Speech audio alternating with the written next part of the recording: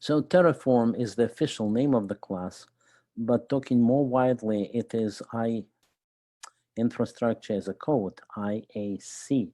Now, today there are so many different abbreviations that we don't care about them. All we care is that here's something very new and very exciting. And we'll talk about what is exciting. Now, what's our whole goal? Well, here we are. We're trying to run for probably about, I would estimate, 3 months. That's what it will take us to do this.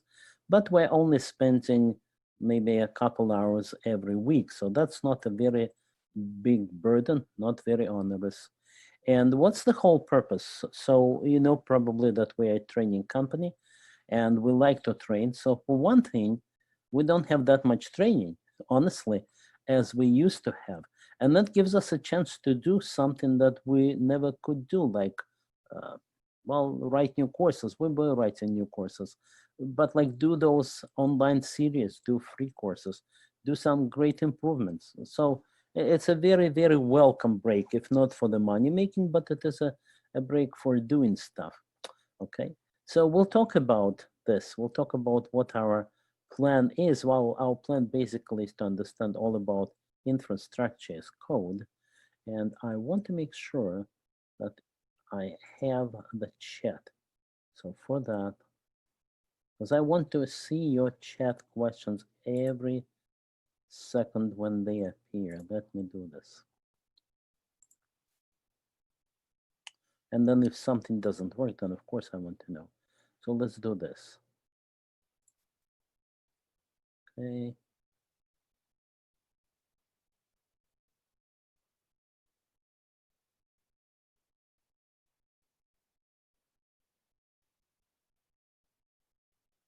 Here is our chat. Okay, good. And I see all that happened on the chat. So nothing did happen very much. I really want to know how to make sure that we all see that chat. One thing that I'm thinking I could do is I can run it on another screen as well. So let me do this. Let's go back to the slide share, run from the current slide, and I do see the chat. That's wonderful. Okay, so I can go to the next slide, but I can also see the chat. That's excellent. Now I know I'm in touch. I know that if anybody says anything, I'll see it. So as I told you, the reason we do this is we're introducing new courses. That's one of the new courses. And that's a new thing in general anyway. And it's a good way to practice. So very honest. I love training. I've been doing it for 8 years. And here's my chance to play some more with some new courses. Yes, we're doing it for free, but we're taking it very seriously. So that's the whole situation. That's what we're all about. Let's look at the next slide deck. So what I expect of you is this. We're talking about infrastructure as code, as you can see on this slide. That means that you will be building those new worlds. It's way more than just creating a certain service somewhere. It's a way to put everything in a real life. You can learn anything. You can learn machine learning. You can learn AI. You can learn IoT. But all of that is then missing the final step. How do I put it into real life instruction? Well, infrastructure as code is exactly that. Let us say you're building some machine learning. Well, in the end, they will ask you, well, okay, so I saw how you did it. I saw you ran a Python notebook and it's very nice, but how do I put it into real life? So then there's a big hand waving session. That's what we want to avoid. We want to say, here's the script that we will build it all for you and do it in real life. So that is what infrastructure as code does. We'll spend probably most of the time by talking about what this is. So that is what we're doing. And as I say, I hope that you know some programming because it is about software. And once in a while, we'll be on the command line. Let me show you how we will be on the command line. Like here, command line, right? Okay, so we'll be on the command line and there you need to be able to do the simplest possible commands.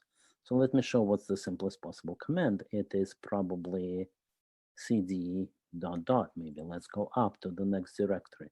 Then ls, let's look at where we are, okay? Hello world, so let's go into hello world. That's all I will really need from you. You probably know way much more than that. And sometimes you'll have to also edit the files. So editing the files is pretty easy. Let's try that. Here's a file, okay? So if I say vi main, then I can edit that file. That is assuming that you know vi. Well, what if you don't know vi? Nano, let's see if I have nano, I do, right? So let's do nano and main, okay? So I see the same file. The difference is that I can navigate with the arrow and I can type anything I want. For example, let's say I'll go to the upper line and I add my first comment, something like this, comment. And then when I'm done editing in Nano, I'll just do Control O. You see this right out, so Control right out. And I can also do Control X to exit right here, this Control X. So Control Exit, done. Okay. So that's what I expect of you, being able to do those simple commands, but they are all spelled out in the labs. I also expect you to be reasonably curious and hardworking, because the way I have constructed this is you learn by doing. I'll give you the answers, but I don't recommend that you go with those answers. Rather, you'll be doing it all yourself, okay? So that's what we want to do. We want to emphasize hard work, want to emphasize the ideas. Understanding the ideas is essential. There are too many commands in Terraform to learn them by heart. It's just impossible. And so the best thing is to understand the ideas, what you're trying to do, and then to actually do it, but nothing to be learned by heart. And then I have brought out my chat. So once you want to chat something, so you can do this. So let's have a little competition. Who can ask a quick question the fastest?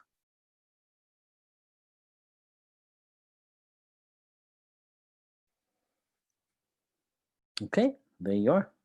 So I see a few people who were very, very fast. And they asked a few questions. So let's look at those questions. These are fun questions. The first, who is codes Antonio Gagnon, right? So he was first to ask a question mark. That's quick fix. That was fast. Now, is Terraform a language like C? No, and we'll see what it is. And are we learning AWS or GCP? The answer is that we're learning a language that will work anywhere, but we will be always using AWS just because we chose it. Then we'll talk about what terraforming change marks. That's a great question. That's already in the word of Terraform what it means. Okay, and you pose the question, and okay, do you need a lot of programming experience? Absolutely no. You will end up though a very proficient guy. So that is something that I think the Q&A will be better, since I cannot see what you cannot see what the others are typing. I read you all the questions, but you're saying that yes, there is a Terraform over Azure. What's the market demand for Terraform? That's a very good question. Pretty big. It's about 3 times more popular than any other way of doing infrastructure as a code. And anyway, infrastructure as code is extremely high. So if we're talking about market demand, usually we do one of those 2 experiments. We go into Google Trends. Okay, and so here we'll do something like IAC as a term, and then maybe Terraform. That's kind of an internal competition. Okay, but right away see that even as a term, yes, Terraform is infrastructure as code, but as a term, it's much more popular. Let's compare this to CloudFormation. This is the Amazon way of doing the same thing. So CloudFormation is way below, right? Okay, so that's what I was saying. Let's do one more. One more, something that will compare to another area, like if you're DevOps, how about this? What is more popular, DevOps or all of that stuff? So now you see DevOps are pretty much as popular as Terraform itself. So now if you put this on your resume, obviously that will be pretty high. So let's not get distracted too much into this. Try ML, one more, machine learning. Machine learning. A bit higher, I have to say. Yes, it is. But there's a very important thing. You cannot really do real machine learning without DevOps and without Terraform. And we'll talk about that's a big important question. We'll talk about this later on. Okay, but now let's go back to our slides. And you suggested questions and answers. Let me look at where here are the questions and answers. So it seems like that's where you can be asking questions. So could you go to questions and answers and ask a question there? Just to try. I don't know how to do it later on. So you're saying that you don't see the chat. Yeah, right, okay. But I'll do it for you. Somebody asked another question, and that is, can we try Kubernetes? Well, Kubernetes is it's not competitive. We'll see what it is. Is there a place? No room for that. So let's say maybe CloudFormation.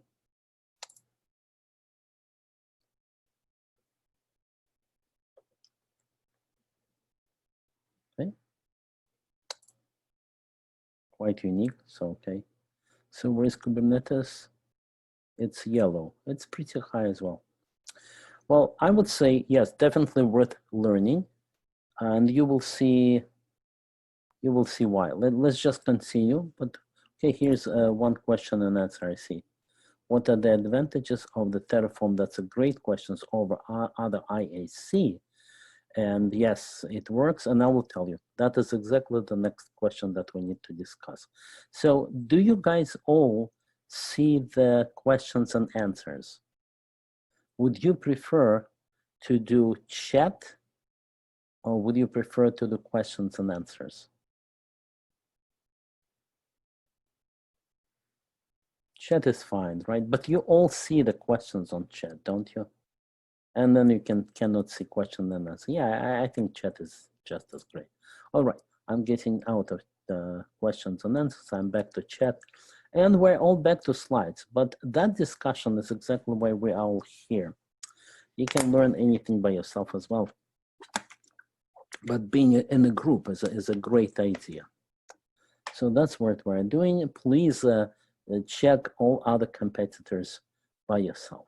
So we're saying that we're going to go through a lot of learning about Terraform and IAC in general, and we will also do a lot of exercises. I estimate that half of the time you'll be doing some exercises. Now, there are a couple ways to learn to do something. One is by listening to a more or less boring lecture. It gets a bit funner if your instructor is just brilliant, and that's a big question, if I can qualify. But it gets more fun when we're all in a group. So that's where you all guys can ask questions and show off your smarts, right? Nevertheless, here, if you get into that particular pilot room and you push those buttons, which is very dangerous thing to do, the guy on the right actually has all of the same buttons. So it's not that dangerous, but dangerous enough. And you'll get a chance to ruin something that's more fun. So that's what you will do. And in the end, that's our goal. Now, I'm not sure about if you get the t-shirt, but at least we get the message. So here's me, your instructor.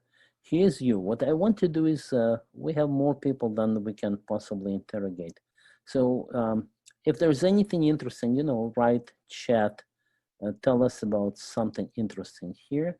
Other than that, we're kind of off to the races, and our goal is to learn about IAC. And you have all the information. I went through that. I said that here is our folder. So if you don't have that folder, let me show which folder. Close that. 1 second. There you are. That's our folder. That folder has all of the information that you need with the link. If you're missing anything, don't hesitate to write to chat here. And that is where all the materials are. Right now, I'm going through the about. Then there will be the Terraform, and we will probably start, today we will probably start on this walkthrough, which is the essence of Terraform. That one will take you about 4-6 meetings, and correspondingly 4-6 weeks. You might want to just drop it and go on your own, and just to speed up if you need to do it very fast. But here it is. Can I put the link to that folder? Absolutely yes. It's part of that first link, so I'll give it to you. But once you start with this link, and let me repeat it, that's the key. Once you start here, right here, that's the class link. Then you get everything. But one of the things that you get is this class folder that is shown right here. The class folder is this one, and it has all of the materials, that document itself, the setup guide, which is not that much. So now let's go back to the slides, and let's hope that if you have any question, we will figure it out as far as the setup. Now, what are we going to use? So what we're going to use is a free account in the cloud, and that free account will be Amazon free account. I'll tell you how to set it up. We will not spend much money. We will spend something on the order of $1 during all of the class. So if you have your own account, that's all right to use. I use my own account and don't use a free account for that. So it would work either way, but no worries about the specifics. Practice will come later. I'll give you the link. That's where we'll be setting everything up. So it's just general information. We will not spend much money on that. And if you're using the free account, I believe all the things that you need will be in that. So I'll give you all of the labs. The labs are actually open, and I will show you where they are on GitHub. So you will be able to run that. And then just the normal things about that's the font or whatever. Now, any questions, you're always welcome to ask those questions absolutely anytime. So I'm not stopping myself there on the questions, but instead we're going to the next slide deck. So here we are. The expectations are set. We want to be great at that particular thing that we do, which is infrastructure as a code. We want to be like gods who can create worlds, and that is exactly our goal. So here is the first slide deck, introduction. I'll make it a slideshow and we can continue. And by the way, by now we don't need my face, so let's do this. It's just unfair that I'm with the camera and you're not, so I'll do this. I'll stop my video because that really is not important, and meanwhile, it's taking part of your screen. So here's the Terraform, and I hope you see the complete slide and nothing covers that up, right?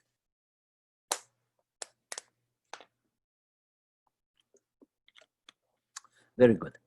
So our big goal is to find out what is this whole thing, infrastructure as code.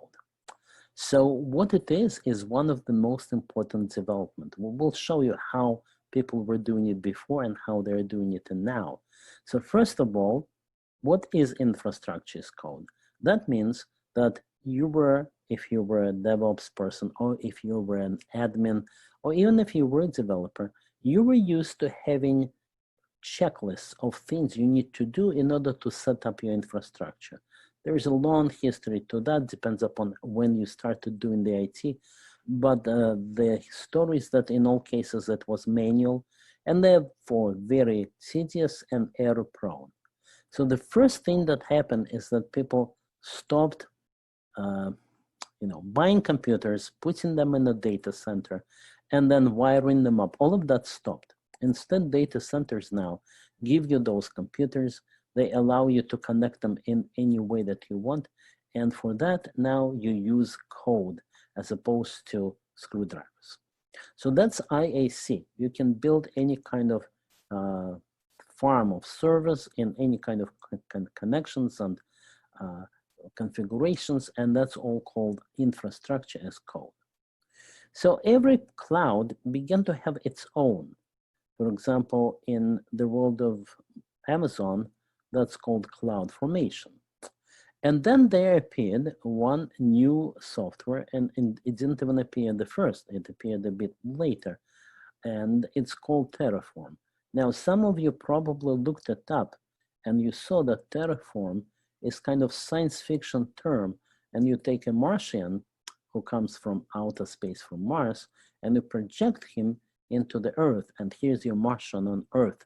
That's where Terraform as a term comes in. In other words, you take your idea of what kind of software infrastructure you want to build, how many servers, running where, and then you describe it and you build it. So that's what Terraform is, and that's where the term came from. But then it became very popular. I already showed you that it became probably 3 times more popular than Amazon script itself. So now, if you already know how to build stuff on Amazon, and if you already use CloudFormation, there's nothing stopping you from, please keep using it. That's a great tool. But if you don't know of any script, then Terraform is probably the one to learn. Now, the second advantage is that Terraform will work with any cloud provider, with a lot of cloud providers. And in particular, you see that list here.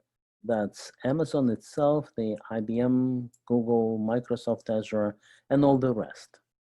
It's not a universal language. What you would like is kind of Esperanto, where you just say the same thing, and then the cloud automatically understands it.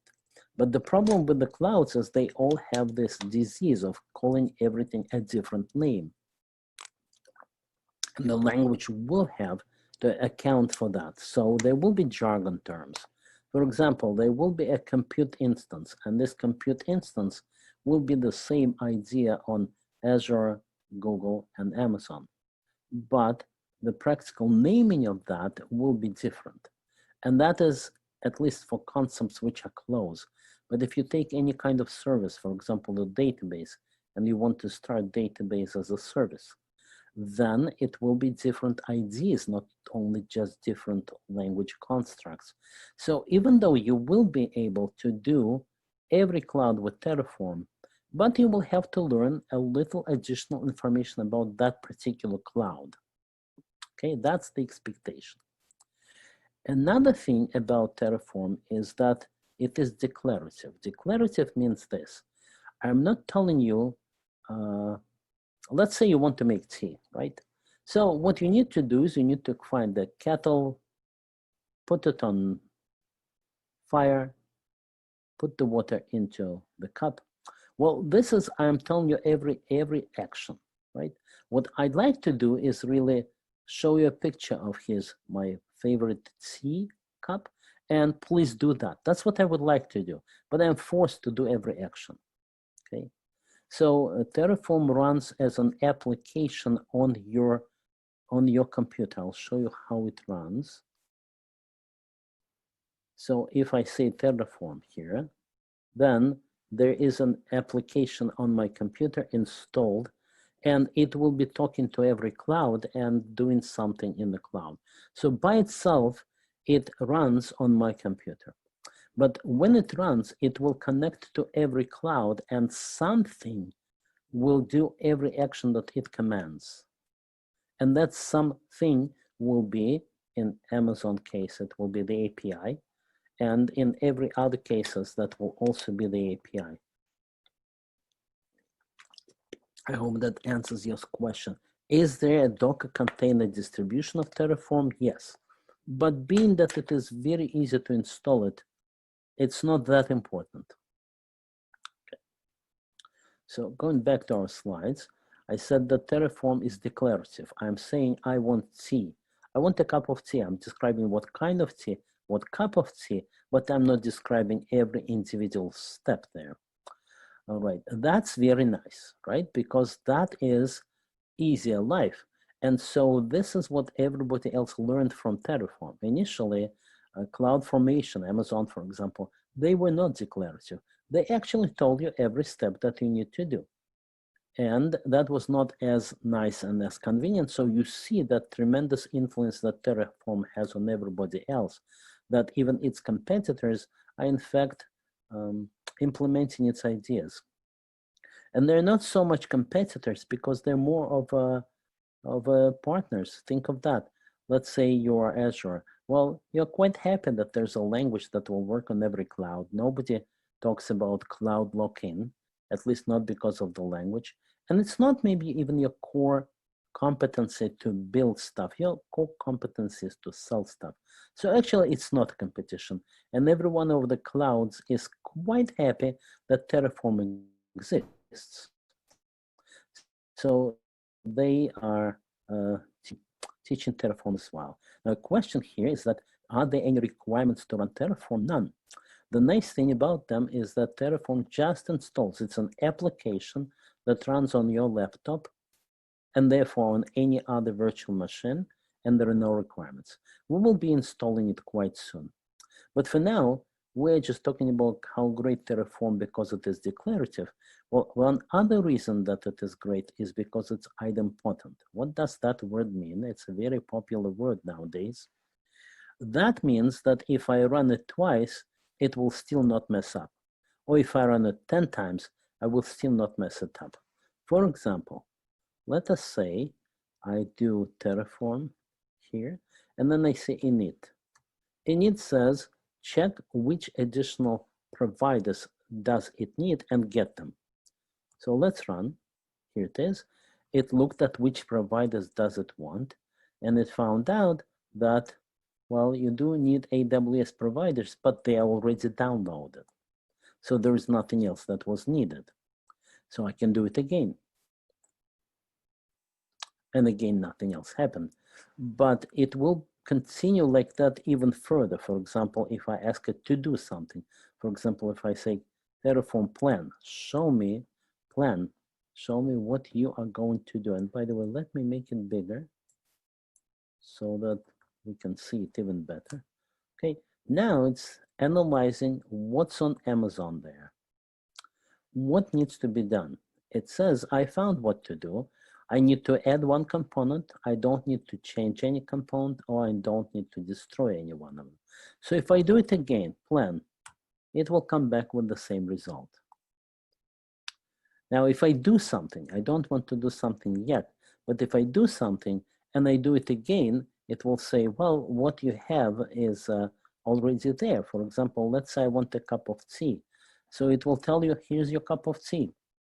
And let's say that cup of tea got cold. So it will say, depending upon the internal implementation, that it can either warm that cup of tea up, or it can throw out the previous one and give me more tea. All of that will be hidden. All I care about is that I want a hot cup of tea, or maybe cold cup of tea if you're that way, and it will just do it for you. So that is what the second word means.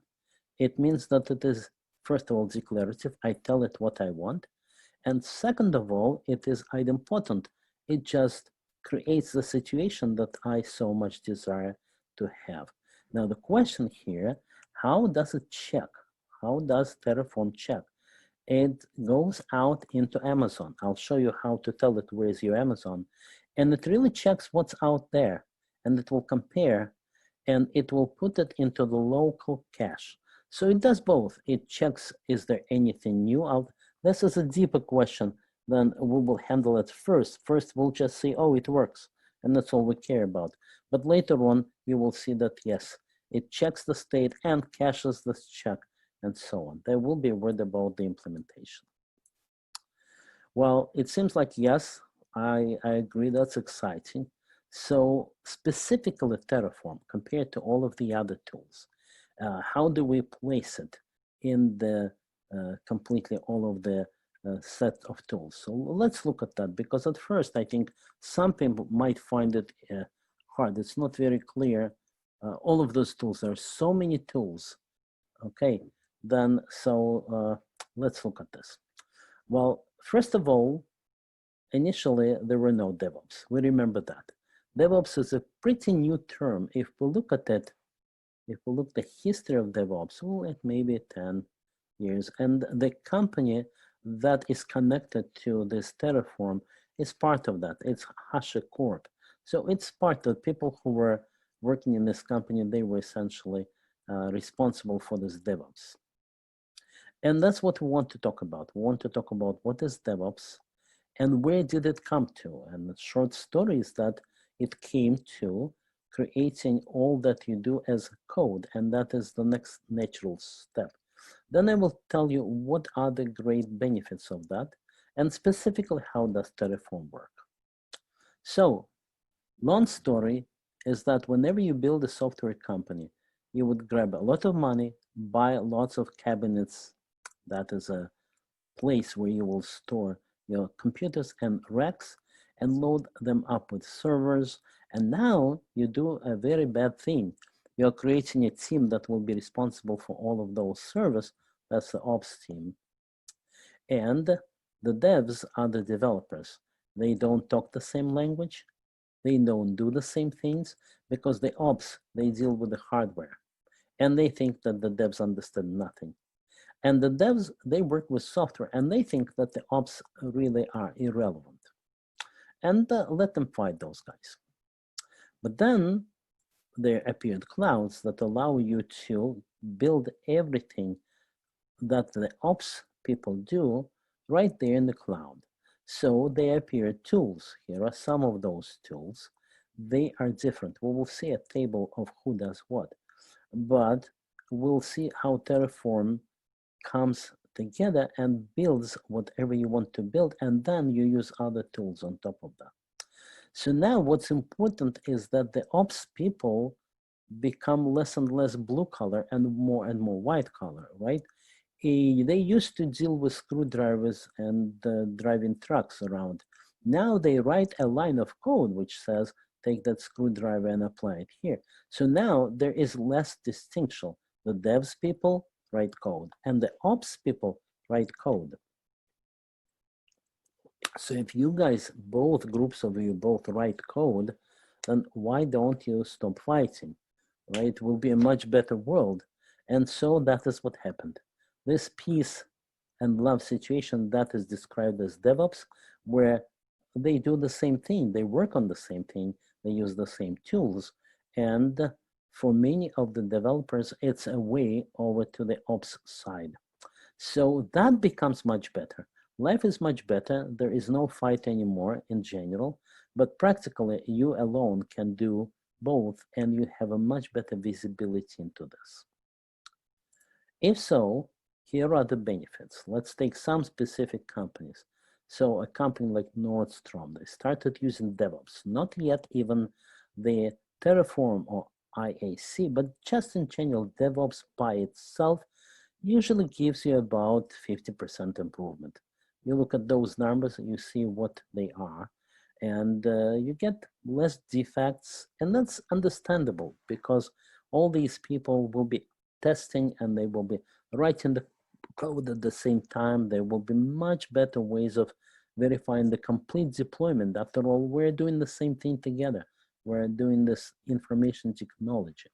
So HP, now they have much less, about 50%, you see, but sometimes even more, because if you can improve your complete process, then here's what you get. Now you get sometimes even 10 times less defects. Now the keywords here are culture, automation, measurement, and sharing, sometimes abbreviated as CAMS. Personally, I have never seen this CAMS, but I think it's a good term to throw around. So let's say they ask you something about that the interview, and you tell them, well, culture, automation, measurement, and sharing, that's CAMS, and that's part of DevOps. Of course, that will throw them off their feet right away. But it makes sense, right? Even if we say that we can explain every term, I'm not going to explain. I'm sure every one of you can explain it very easily. But that is the structure of what's going on in DevOps. So now, if there are DevOps, then what tools do you have, guys? Now, you could say that I have now every one of those languages on every cloud. I could do this, but I can do something much better. So here are actually 5 different categories of IAC tools, and that is a complete coverage. There's none more than that. So we'll talk about, you can write scripts. Anything that you write is good, and that's not a great way, but it will work. Then there are configuration management tools, and that's where our Terraform comes in. And then there are more server templating, orchestration tools, and provision tools. Let's talk a little bit about all of them. So here's an ad hoc script. What does it say? It says, first of all, update your server. Now install the PHP server and don't ask any questions because you're not there when that script runs. So this -I says, just run it on my server and don't ask any questions, just do the call. And then you're saying now, git clone a particular directory, and we're ready to go, service Apache to start. So what's the problem with the script? Can you tell me what are the problems with that script? What would you say?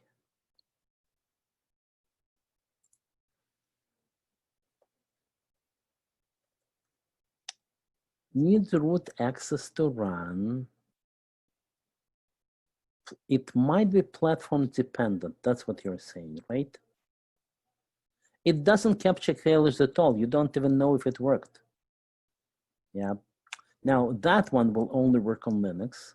But okay, maybe we're saying that we're deploying it to Linux. Maybe, but I agree. You don't know if it fails. How about understanding? Writing a code that works and the computers understand, maybe that's easy. Writing the code that humans understand, that's hard, right? Where does it get the update from? It gets it from the internet. That assumes that it has open access to the internet. So there's an assumption. Ah, wonderful, right? If you run it twice, then you will probably do something wrong. Who knows what will happen, but not the right thing. It might even kill your previous efforts. You're not sure, right? So it is not idempotent. The git clone will fail the second time, right? Or something worse might happen, not on git clone, but in principle on this attempt. Let's say it throws some terrible error because I'm trying to start another time this Apache server, and let's say my system is configured in some bad way that punishes me for that. So, and one thing that nobody mentioned is that, well, you guys read it, like to you, it's very natural. You know exactly what it does, but not everybody will know what exactly it does. So this is the kind of thing that Amazon allows you to do. You can say, I think it's called user data. So run that script on startup, hope that it will work and everything will be good. That's maybe a step above just a golden image where you record everything and it's fixed, but it's not perfect. Okay, so that's what people used to do, and it wasn't perfect. Then there appeared more tools. Here they are, Chef, Puppet, Ansible, and SaltStack. And what they do is more descriptive. Even though it's more descriptive, it's probably still is action by action. I'm really telling it what actions to take. But still, it's a step up. And the biggest thing is that it's readable, right? It is now, if you only know the Ansible language, then you're, by the way, it also has comments, nice. It is a better way to standardize. So more people will be able to read it right away. Very good, that's the next step. There's a few problems still. Then come other tools like Docker and Packer and Vagrant that will allow you to configure a virtual machine in one way or the other. And they will also be the advantage is that they will use the standard language. So now you will be able to read it. Packer is a tool that goes together as a friend with Terraform. Many people may not know that. They are more familiar with Docker or Vagrant, but it's one of the tools that we plan to have a little course on later on, so it will create a virtual machine for you. That's right, and then Codes points out other potential problem with this. So good. So far, we're looking at all of the other tools, and we see that there are different tools for every task. For example, there are virtual machines. Virtual machines are great, but the problem with them, they're too heavy. And then there is Docker, and the Docker is great, and it will work, in fact, as a complement to all of the other tools and also to Terraform. So with all of those tools, how does Terraform come in? So we'll talk about this. First of all, we know that they're virtual machines. The virtual machines, they of course emulate the entire computer system. So you know that I give you a virtual machine, it's the same as if I gave you a whole hardware computer, a good present, but it comes in a virtual form. So there are a few of them.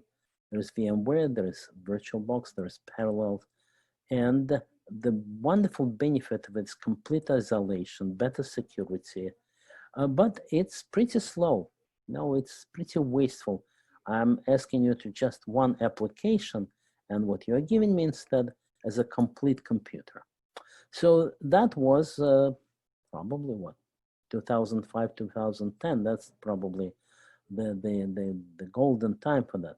Then there appeared containers in about 2012, right? The container says, I will reuse your computer. I'll just make it safe. I'll make sure that your new thing that I'm giving you, your new deployment, comes into a certain directory, maybe even hidden directory in a server on Linux somewhere, let us say, and that's Docker. So what's great about Docker is that it's an improvement over virtual machines. What's not great is that after all, it runs on a single server. There are shared resources. So you can talk about what's good, what's not good. That's not our point here. Our point is that we know and understand virtual machines. We know and understand containers. Okay. Now, the question is, with all of that, why should we even bother with the IAC and especially Terraform? So let me do this. Let me go to the chat and let me ask you that question rather than I'm telling you the answers. So here it is. Since you came to this course, you really do have an idea. So why IAC and particular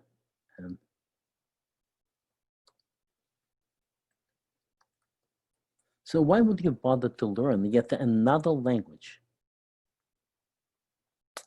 So that question is both because of the cloud, okay? That's a good answer. You know, that's a tool for the cloud, right?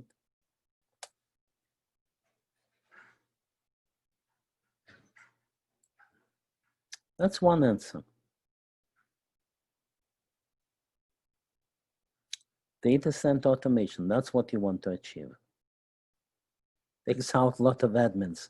Well, probably the companies will find something for them to do, but you're right, better you have that skill and they take out other people and you use that. Yeah, so it's a unique tool. That whole IAC idea is more generic, right? And now that you use it anyway, more repeatability, works faster. It's really a pleasure to work with Terraform. You will see that if you haven't, that it is a big pleasure and it's extremely fast, very nice. So here's an example from a specific organization that now you can deploy 200 times more frequently. Since the deployment is so extremely fast, then hey, let's do it again and again. And let's automate that as well. You recover from failures because all you need to do is run this recovery script, and it will recreate everything. And lead times that are unbelievable 2,555 times lower. Now, one more answer. You can also track your infrastructure much better. You can track the changes in that infrastructure. So there are lots of reasons why you would want to learn yet another tool, because that's the future, right? I will also tell you one more reason that not many people know or think about, and here it is. You know that that AI, artificial intelligence, and yes, and easily scalable. I agree to every one of those reasons, right? But another one is this: machine learning is very popular. You know, you have boot camps on machine learning just all over the universe. And the end result is that people run through, let us say, maybe 3-month course, and they feel like they are machine learning experts. And a certain area they are. What they're very much missing is that how they put it into real world. They're missing 2/3 of the whole story. They're missing the infrastructure as code. You need to put it into somewhere. Running just a Jupyter notebook is only 1/3 of the whole story. You also need to run it in different languages because notebooks are not best. And you need to know, therefore, programming, organizing your software, and finally IAC. Together, you can really build a system. I'm trying to write a book about this. That's why I mentioned it. So these are the good reasons to learn it, but I really liked it. I have to say that I didn't invent it, of course. I didn't even write the book about this. I'll tell you which book I'm using. And recently, Manning publication, they came, Mark, you like know something about IAC? Do you want to talk about this? And I said, no, because you know, the O'Reilly book is just so perfect. And that's what I'm using. But I am excited about it. That's fun. You'll see why as we get to do something. So that's why we would want it. Above all, it's fun, and we'll see one more interesting thing. So we said it is self-service now. You don't have to wake up your engineer, administrator to go through the script and help you, but instead you run the script yourself. And that script runs very fast and safe. It probably will run without errors. Now, of course, this is still code, and therefore errors are inevitable, or at least very likely, but at least it has much better chance to run. The documentation, the script itself is not a checklist that somebody has somewhere, but it is a real thing. Version control, you mentioned this here. One of the people was saying that now that your infrastructure is code and not an actual executable code and not just a checklist, well, you can put it into a version control. You can do the code review, right? It's repeatable, it's easily scalable. All of those great reasons I see you guys are giving to me. And you can even reuse modules, right? You can build on top of other well-known and debugged and documented pieces. So these are all the benefits of kind of running automatic delivery rather than do it manually. So these are kind of obvious. 100 years ago, all people worked with their hands, and then there came machines. So this is similar, right? Okay, that's great. Now that also leads to happiness. That's an unusual concept, but I picked it out from the book. And that's because most people who are just doing repeating things, they get very bored and burn out. And one interesting note about this is that when things crash, that's when they get attention, and it's a negative attention. But then when things work, nobody even praises them. They just work, no fun. So now they get praised for when things work because they work so well. And what you see here is a painting of a happy man. What you don't see are the notes.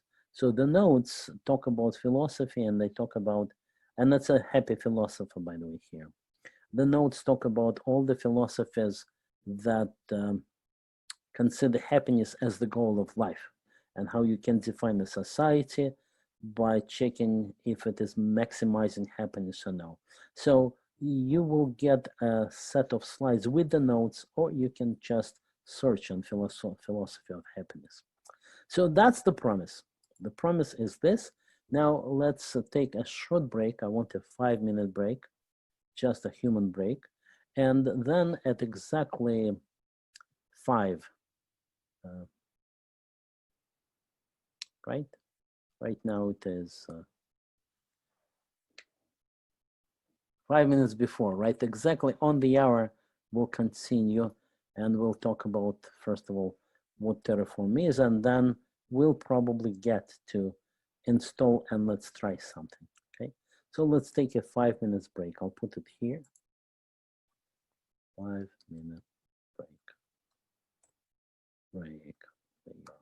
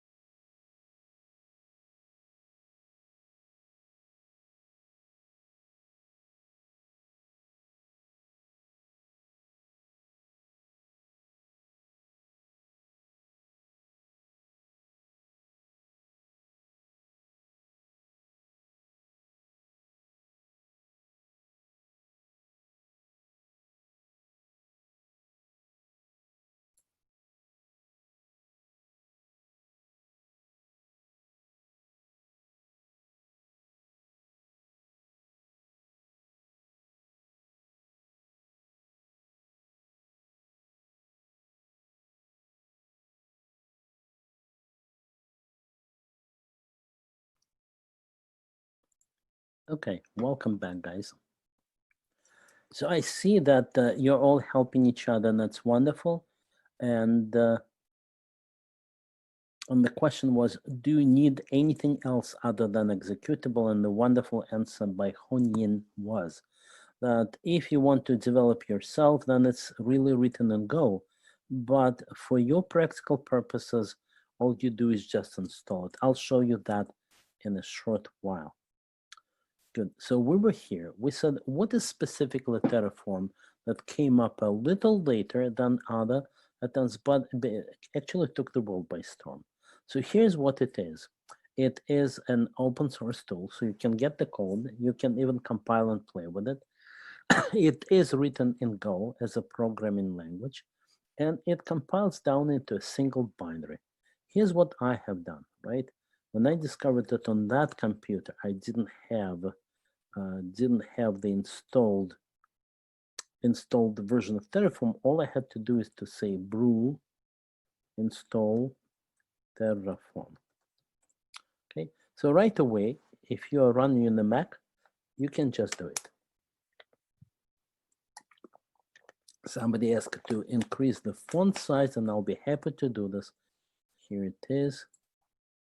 There you are. That's pretty much almost all the screen. Now, that's on the Mac. On Ubuntu, where I developed all of that, there I just looked up the Terraform for Ubuntu. And Windows, I didn't install on the Windows, but it is extremely easy on every language. So that is as far as how will you install it. So that's what we will do. We'll be using this particular binary, and it will run on our server and do the rest of our work for us. Now it will talk to every cloud. The Terraform binary will now make a call to Amazon and Azure, Google, DigitalOcean, and it's extremely long, almost 200 providers. Or I might be mistaken, but it's an unbelievable amount of different cloud providers that you can see. Okay. So that's what will happen. Where will that connection happen? It's when you use your Terraform for the first time. We'll come to that. Here are all of the tools compared together. I'm not going to read the table. That's boring task, but you can see where does our favorite Terraform stand. It's right here. So it is for maturity. Where do we have maturity? Here, low. It's a pretty new tool. You have tools that have been around for quite a while. For example, CloudFormation appeared earlier. But look at what it has, that Terraform. It has a huge community. It is declarative, meaning you just say what you want, and it is also immutable.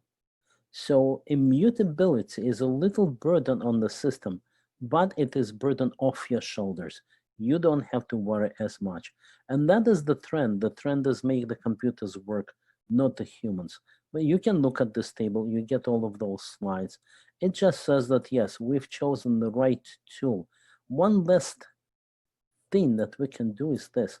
Let's go and check what about the jobs. Of course, right now, we have a bad depression. I wish it ends soon, but there are some jobs, right? So let's go, Indeed, and let's say Houston, Texas. That's where I live. So what about Terraform? Now, Houston is not a very technical city, and nevertheless, we get what?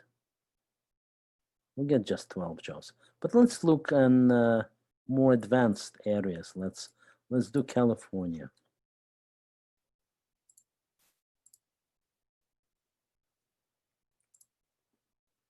So almost 1,000 jobs for Terraform in California. How about CloudFormation for the same thing? CloudFormation. CloudFormation, 4 times less. Of course, you might say, well, there are different clouds, right? Sorry, I'm not increasing that size, but I'm talking about what it is. Do you want to compare this to something else? Let's think. How about Google Cloud Platform? Not a very fair comparison. No, we need DevOps, maybe. How about DevOps? Oh, Puppet. Yeah, that's a good idea, Puppet. Puppet. Okay, 700 about Puppet. Well, that is very comfortable, comparable to Terraform. Well, I would say, okay, I'll do Ansible, and I would say then it doesn't really matter who is the top winner, but they're all top winners, right? Okay, even more. All for their own purpose. So good. Now we have a good idea. So we get a tool that will allow us to build anything that we want in the cloud, actually in any cloud, that will introduce us to any kind of DevOps situation. So we will say, well, that should be part of every person's educations and arsenal. I wish they would teach it such things at the university. So that's what it is, and that was our introduction. And now you're all burning to actually put your hands to the buttons and press some buttons. So let's do that. Let's go and start the next section, which is found right here. And what I will give you here is a complete walkthrough. That walkthrough will be 76 slides. And of course, we will not finish it today, no worries. But what it will give you is a very practical set of labs and tasks that we're going to implement. And after that, we will only go deeper. We'll ask ourselves, well, how exactly does it work? How does it keep the state? How do we reuse modules? All of those things will get us deeper. But as an overview, that will be a perfect overview. So let us look at a few things. So what we will do is this. We will set up an Amazon account. That's point number one. Let me show you my Amazon account. In my case, I am doing the right thing. I have the root account, but then each individual user gets his account. So in this case, root is my company Elephant Scale. This is my name, and that's the password. So if I sign in, I'll get that. So what we're going to do is we'll verify that our Terraform does indeed work right. We'll try to build something with this Terraform and then verify in this console that does indeed happen. But before you all run to do this, I'll go through the other things that we will have to set up. So we said here that we will set up the account. We will also install Terraform. And that's what we will need to do. And you don't have to do it right now. You can do it later. But I do recommend to do it because that way you can all follow with the class. Then we'll try to do a few things. In this section, we'll try to just do the single server install, then maybe install something more interesting, like a server that does something. And then we'll try to change things around, deploy a whole cluster. Can we add a load balancer? Can we tell our web server what will be the port? So all of that is what we want to do. And what we will use is AWS. Now, why? Of course, that's one of the reasons is because it's extremely popular, one of the most popular. But secondly, it won't be all that much different. We had to choose one. We cannot go for all because that will be too wide. There are other practical reasons. So everybody has their own free tier, and Amazon has their free tier. And most of the things will be within this. There hardly anything in this course that will be beyond free tier. And then, of course, Amazon prouds itself in having the widest possible offering. So that's a good choice, okay? So with that good choice, okay, let us do first set up the account. Well, tell me guys, who does not have an Amazon account?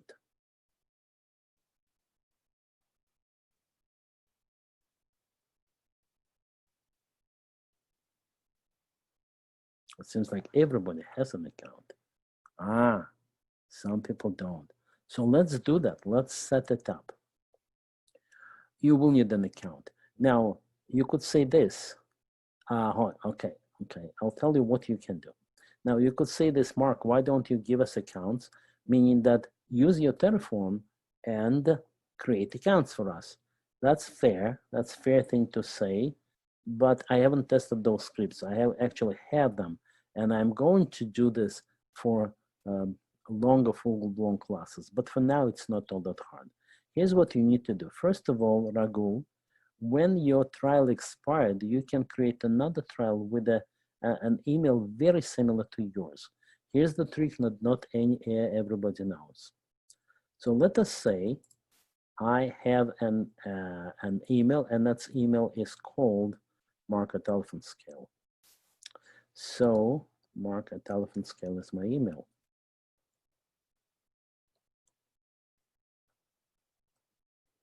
So surprisingly enough, Mark plus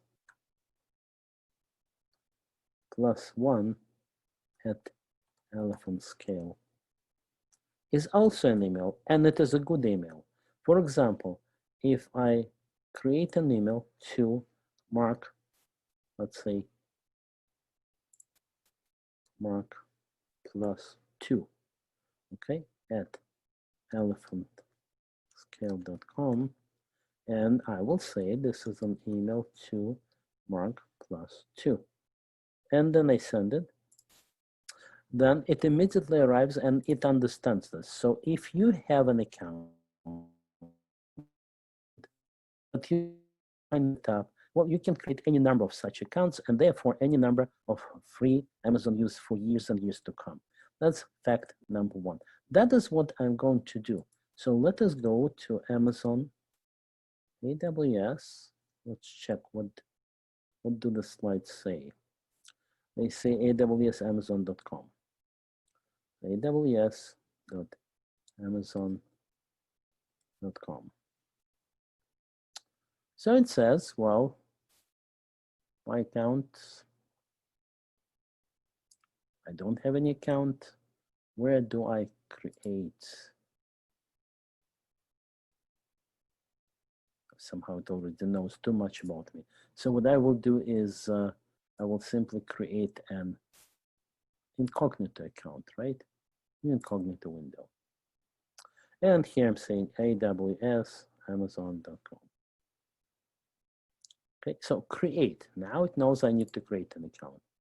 Here I am, and I am creating a Mark plus 2 at elephant_scale.com. Okay, so some password that I should remember.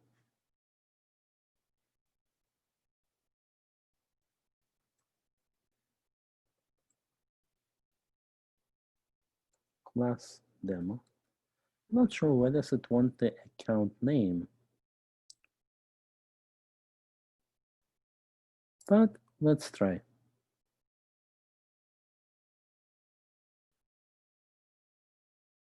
Passwords not equal. Okay, fair.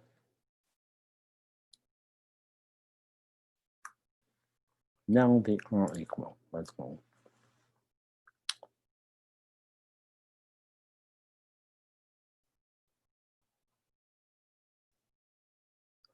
Let's do that. I don't want to spend too much time on that, but a little bit is okay. So let's choose anything that will work. That's all they really want.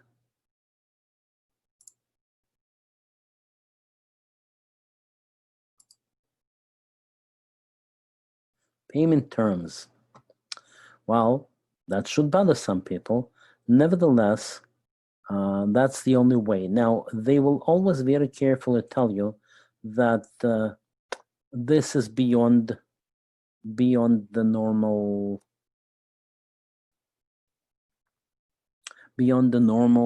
capacity. So if they are going to charge you, they will tell you. The only thing I should say is that, guys, everybody needs an Amazon account, just like they all need an Azure account and a cloud account. So we'll have to do it. Now, I'm not going to do this because I'm not going to do every step. I'm just showing you how to do this. So no, you don't need a Gmail. It will work with absolutely anything account. You see that what I'm using is not really Gmail. Okay, it's based on Gmail.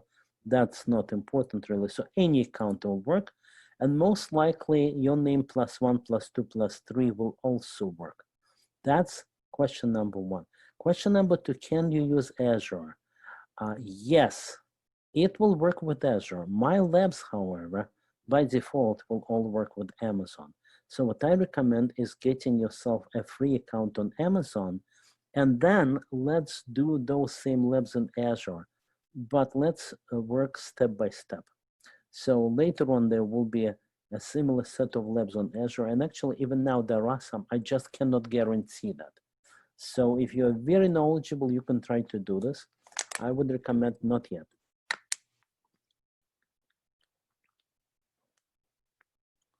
So what we will do is this.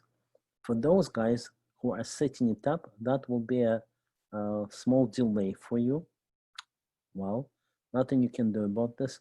But that's exactly our beautiful format of 2 weeks work, whole week of exercise.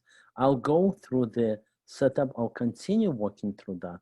Meanwhile, you will do this and you will have your Amazon account. So step number one, let's assume here that you are getting your Amazon account. I'll be happy to help everybody if they have a question. And we just don't want to do every step here today. Now, the next thing that you would really love to do is this.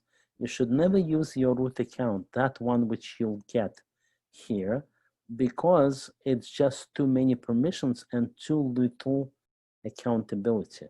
So to follow the best practices, you would have to create another account, and in this other account, you would give it all of the right permissions. You can even give it all of the permissions. It's just that the root account is too problematic if somebody steals those.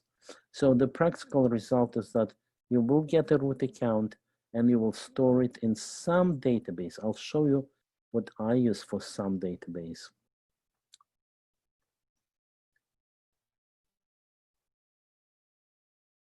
I personally use KeePass. You can use anything you want, just don't store it in plain text. So in my case,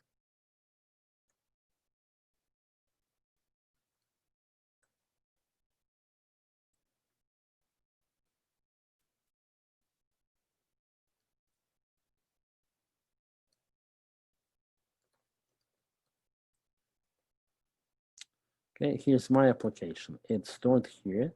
It's called Elephant Scale KDBX. And if I open it, it will ask me for the password. So if I give it the password,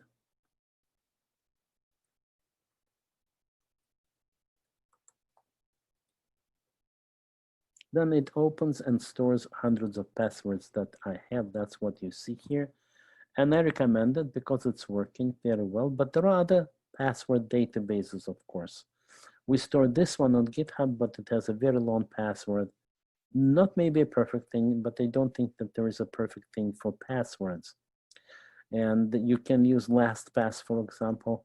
So that's where you'll store your first two account credentials. And I see that Rag already created one, and that's wonderful. Okay. But what I was showing is that once you do your Amazon, you will have to trouble yourself and also create the second account. That's what you will be really using. Okay. Once you get this, you will grab those two credentials from Amazon, which are important for you, and they will be your key and the secret key. And I'll show you where to put them. Keep in mind that every account has a default VPC. On Amazon, everyone has a default VPC. You can delete it if you want, and then the labs won't work. So I urge you, don't delete your default VPC. If accidentally you do delete the default VPC, then simply use a different region. Now, in our case, I'll show you what that means. So we're going back. You see I created this account, which I'm not using right now. But instead, by the way, somebody asked questions. Okay.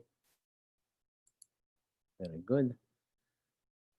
So here it is.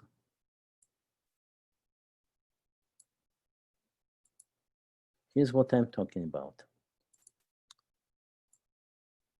Here's my account. First of all, once I get into the account, I need to go and say IAM. That's management access. And here is where I will create another user account. After you do your root, in our case, you see 22 users. So if I look at all of the users, here they all are. But what you will do is add a user. So you will add a user. You give it a username. Let me show class. Okay. Then you will give your user programmatic access, because that is exactly what your Terraform is going to use. And you will also give the user the console access. Then it will be your choice whether you want to give it the password right here, or whether you want to automatically generate that password. And then all you do is select permissions. Now in my case, I'm going to select all permissions, admins, like this. Okay. To make my life easy, you don't need any key tags. And now create it. So when you create it, I'll create it right here. Okay. Then what happens is that it gives you the console you need to log in. It gives you the first key, that's what we're going to use. And it also downloads all of that. So if you click on this download, then this is the complete set of credentials for this user. Let me download that. Here it is. It's quite safe because it will force you to change your password. So if I open that, okay, then it will tell me what's inside. There's the password, the access key. By the way, that's the time to hack it. If you're making a screenshot of that, that's a good time to do this. The only thing is that I'm going to delete that user pretty soon. So it is short-lived hack. So here it is. And that's how you usually deal with users. You download that user, you store it away in the same database. Okay. In my case, I've downloaded the user. That's what you can send to other people as well. I'm going back to the services.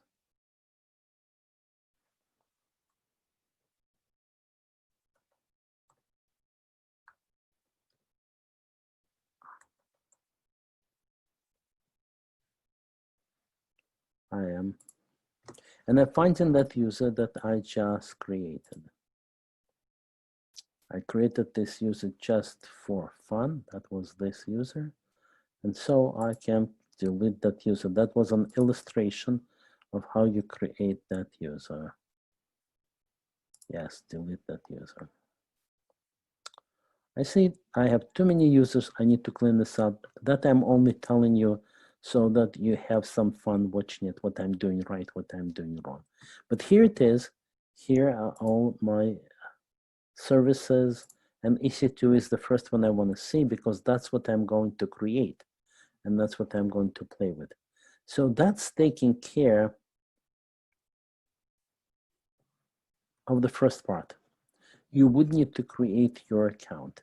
Now, in the complete class somewhere in the previous life, I would also create users for you. Here, I cannot do, so we'll have to limit ourselves with this. However, there's a good side to that story that gives you practice. If I gave you a student account, you wouldn't know of all the trouble you need to go through in order to do this. So that's the Amazon account. Now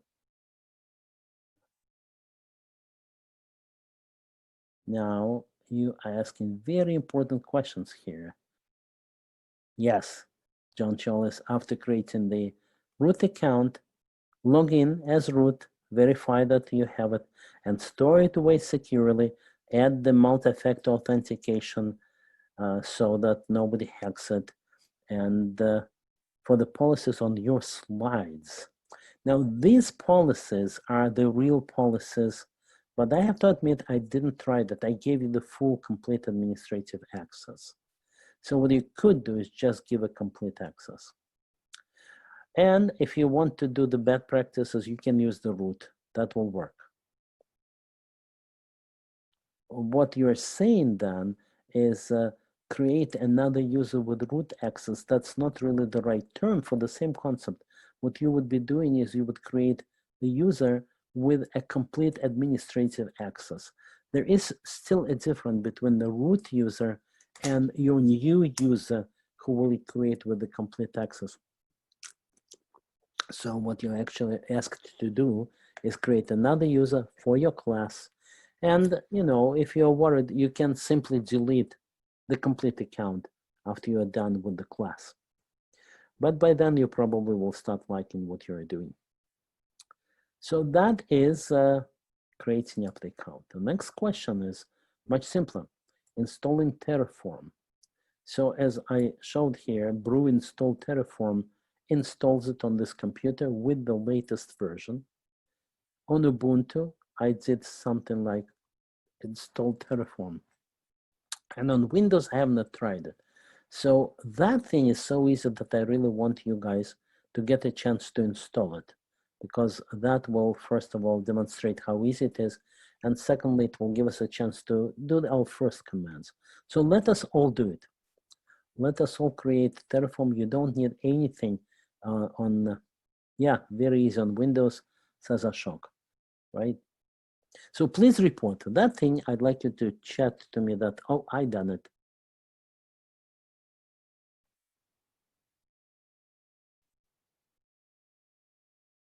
Yep, great, great.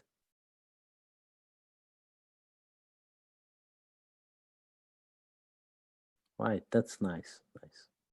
Now there is also another thing, Terraform Cloud account. What you could do is instead of installing Terraform to run on your computer, you could just go to Terraform and install a cloud account there, so you can run all your commands there. I haven't tried it. I have to admit I didn't, because Terraform on your local machine was so easy and so enticing that I just did that.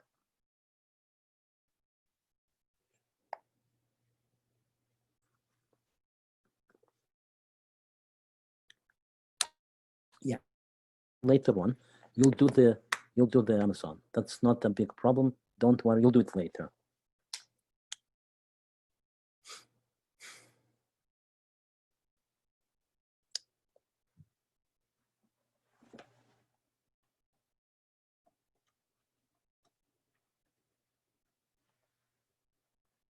All right, I would say this, let us continue. I see that most people have done it. Those who have not, they will have an eternity measured as a week to finish this up. So let us continue for now. And here's how we do it on Ubuntu. Once you have this Terraform, first of all, it runs as a command line. Let's look at that.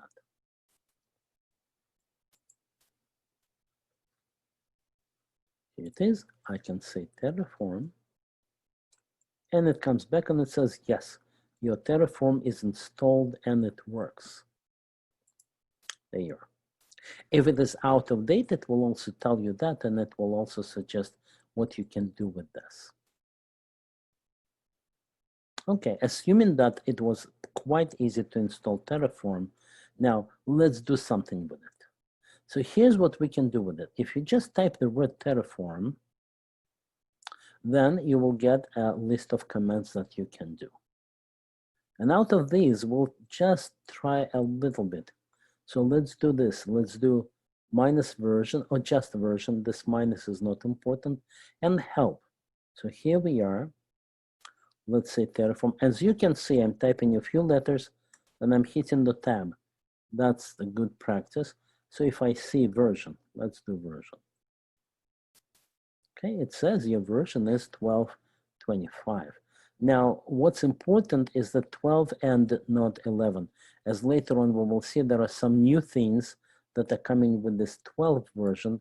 So good, we know that it's true, but in any case, we're getting all of the latest version. We're all getting the latest version. So we got that. Let's try to do help. So we're saying Terraform, hitting the tab, help. Well, that's pretty much the same help as we got without the word help. So it's not anything special, and nobody learns this from the command line help anyway. But it's just that it exists and it's right and nothing wrong. And I hope nobody got any problem there. So that was our second step. Second step was to install our Terraform, and that was easy.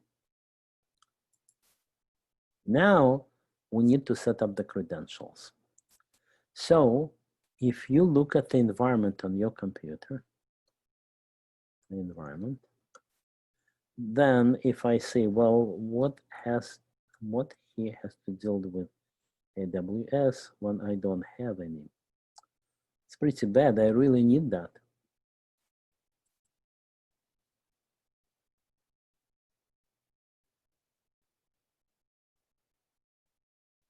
So let me show you how you need to do this.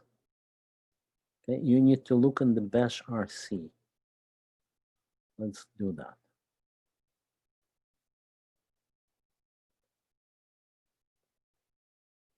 Okay, that's where we put that. And so we need to get those two keys, which come to you from your Amazon account. So when you do this, you'll put those keys. For now, I'll just put those keys into bash RC and verify that are there.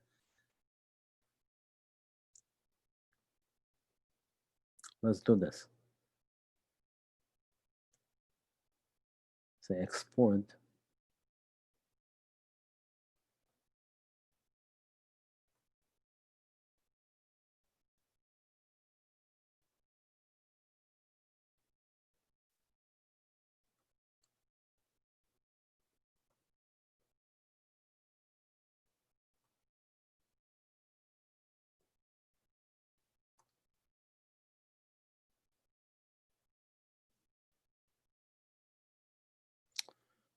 Well, for now, to make it simple, I'll just put my access key. That won't work, and we'll see why it won't work. But for now, I'll do this. And now, instead of access key ID, I need to say secret key ID.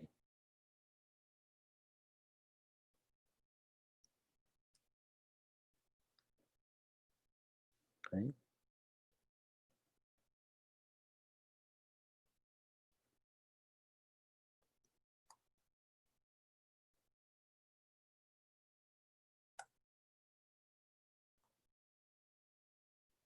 Okay, so it's there, it's set. Now, if I do this command, then I still don't have them. That's because I need to source that. So I'm saying source.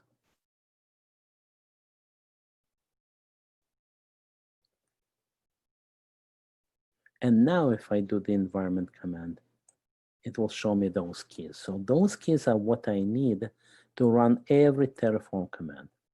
Now, if I run now another terminal like this, and in this other terminal, I'll do the environment, I should be able to see my AWS keys. That probably means I need to reboot.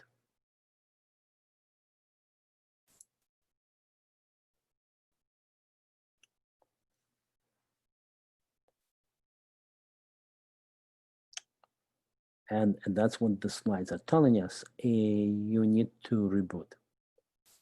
Now, those same things you can set up in many other areas. You can set it straight on Amazon, so you can run all your scripts on Amazon. That is if you have the AWS CLI. Now, we're not really using it because we will use our simple setup right now. And then we will do the lab. Here's what I want to do now. I want to show you how you would do this lab. And I want to show you what else you would need to set up. That will be my goal for today, because as you can see, those setups are something that you need to do. So I'll let you do them in the time remaining before our next session. But let me show you where that comes from. So first of all, that's the link. I'll give you that link. If you click on the slides, you'll get that link, but I will also give you that link. So that will be our lab. Lab number 1.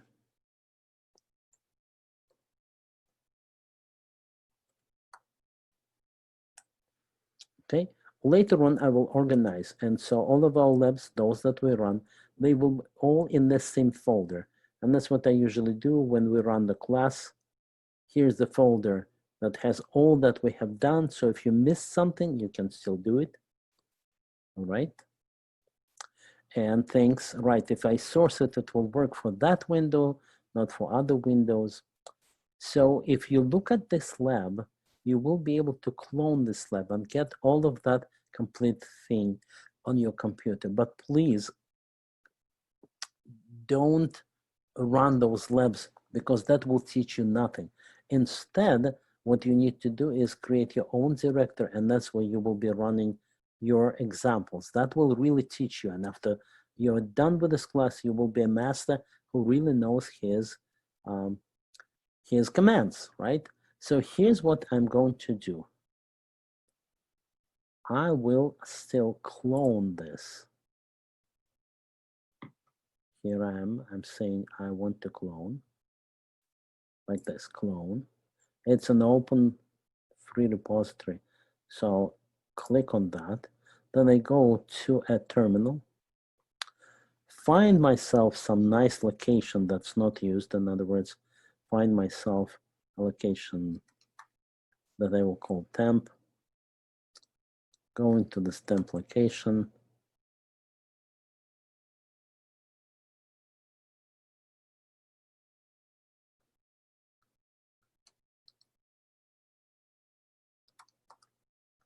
Temp.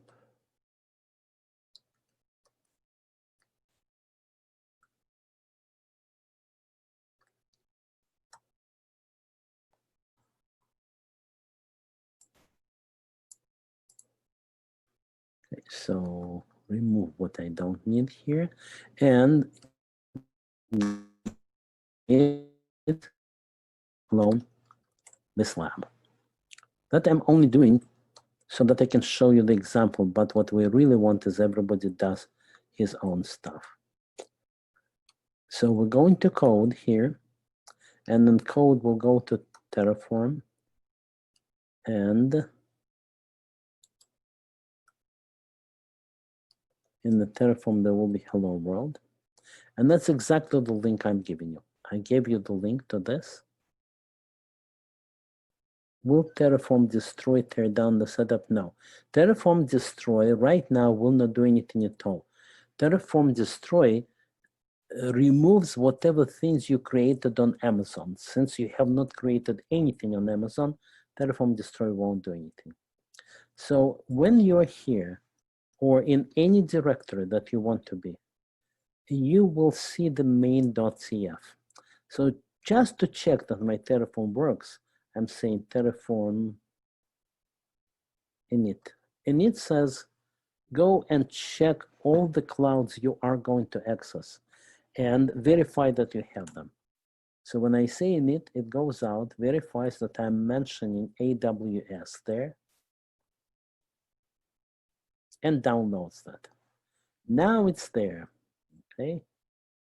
And if I look at anything that's hidden, then you see the .terraform. That's where it hides all of those plugins.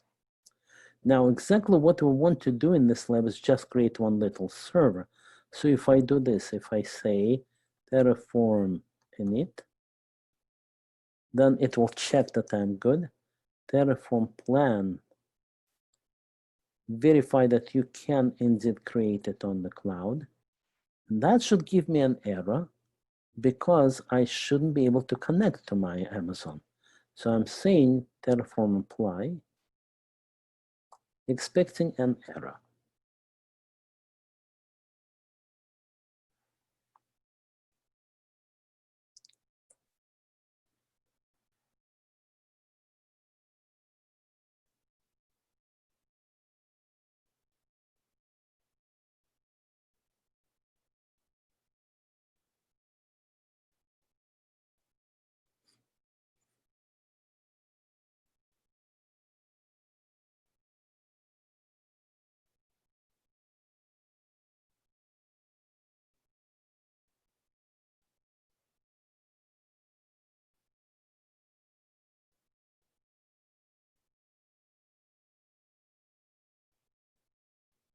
Well, it worked. So it must be that I provided that the key is somewhere else.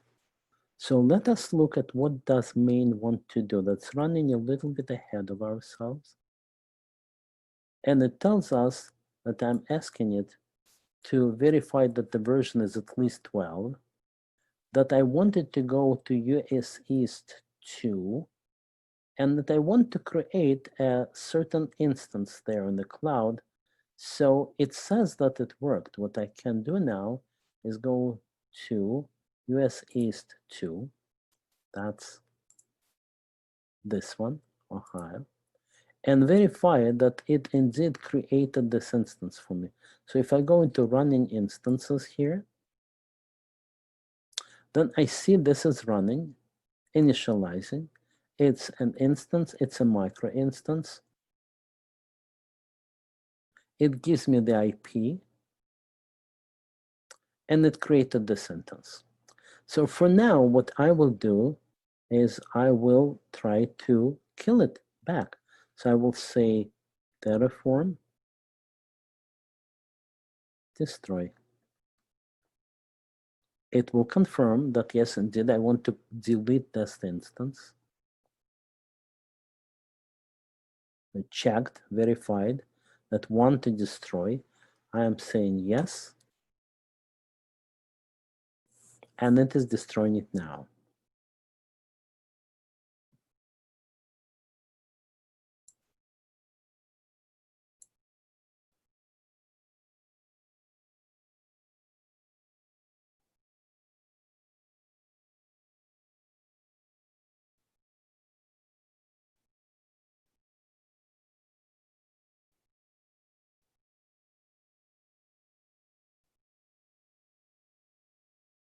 Okay, destroyed. Let's check right here. It says shutting down. If I refresh it again, it says terminated. So it worked as promised. Now, we ran a little bit ahead of ourselves. What I really want to do, I see your questions, guys. I'll be back to the questions. What I really want to do is I want to lead up to this. I want you to do one command at a time and construct this thing. Well, for now, we just did it real quick. But in the future, we want to go slow. And next session, you will be writing those main.cf. And only then later on, verifying that that's what you did. I will explain exactly what is it that we did. Right now, in my case, it's destroyed. What we will do next is I'll help everybody with the setup because I'll let you do some of the setup. And then we'll review that lab and we will continue. As you can see, you can actually see what I'm going to say very easily. Okay, so let's do this. Let's use the remaining time to look at the questions that you guys had. And your questions are, if you do ls minus a, you will see a .terraform. That is exactly what gets populated by Terraform init. How can you tell it? Well, go delete this .terraform and see that your init will recreate it. Okay, you still get billed for the usage even if it is terminated. So the billing goes like this. When I created it, that very second it charged me for the hour. The hour of the micro instance costs 3 cents.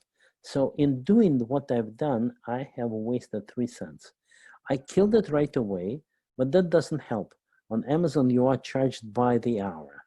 Now, that is a change in situation, and it's different between the cloud.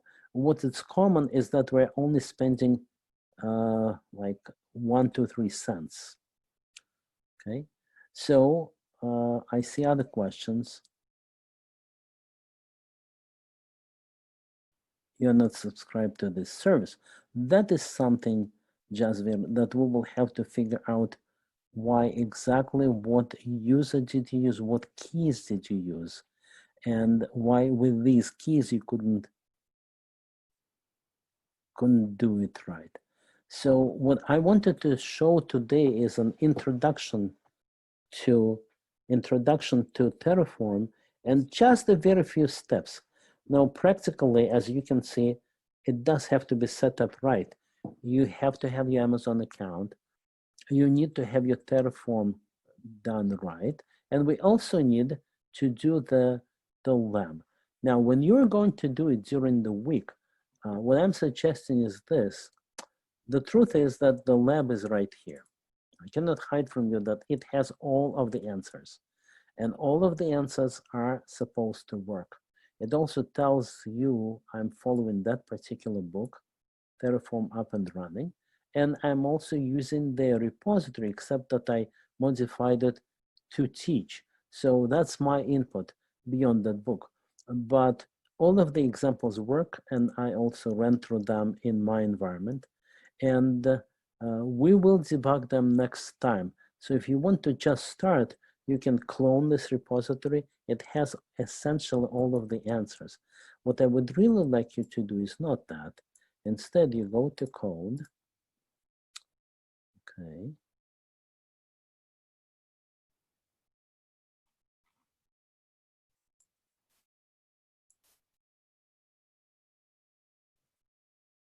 That's too far. I want to show you what I wanted you to do. So we go here, we go into code. In the code, we go to Terraform. In the Terraform, we go to preface. And that is the answer. That's what you need to have in your terraform.tf. But I want you next time to write it up yourself. So that maybe you cannot write on your own, but I do give it in the slides. So you can type that, then you can say, here's my provider, and add it. Then you can add this, and then you run it. So please don't just run it like that. That won't give you the maximum possible effect. But add gradually each line to your main.cf.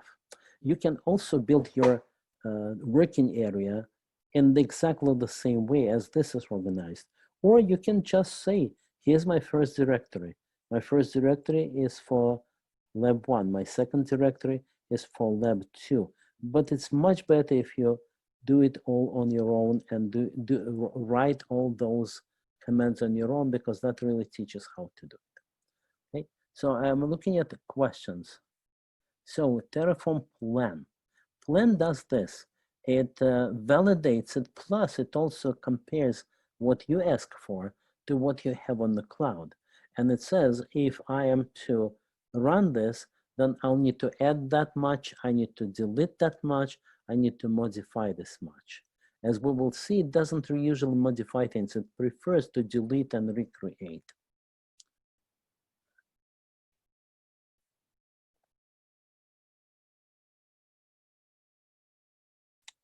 Okay, I'm looking at more questions. But validate gives you more information.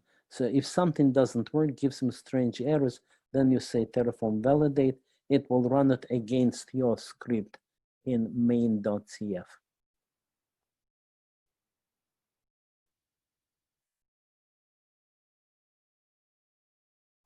It's a good question about IDE. I was running it in IntelliJ, and it looked nice, but I didn't see any support. I was still doing everything by hand. So that is something I'll need to find out on my own as well. Is there any IDE support? Well, don't despair. I didn't check for IntelliJ Terraform.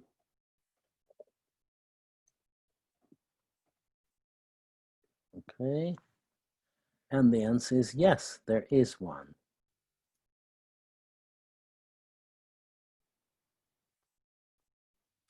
There is the HCL, that is the language of Terraform.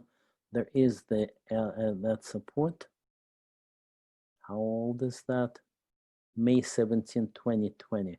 So the answer is yes.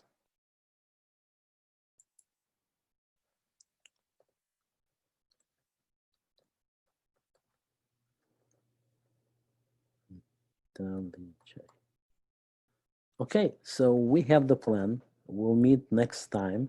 Meanwhile, write, ask questions, and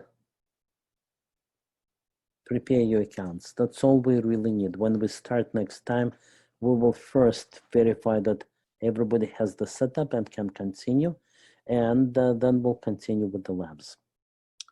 So if you have anything to say, any kind of, I don't want any formal VS Code has that, that's nice.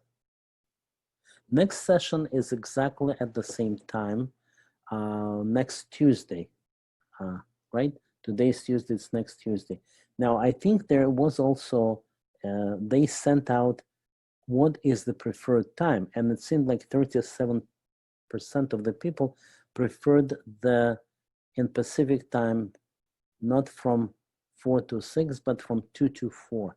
So they will probably send out a survey to confirm, and if that's true and if it's better for everybody this way, then I'm flexible to change. But right now, before the change, it is 4 to 6 Pacific time next Tuesday. Okay, so guys, I see you then. Yeah, default VPC. Another way to do this is go to another zone. That other zone may still have the default VPC. All right, it was a big pleasure. I really enjoyed that. And so until then, okay?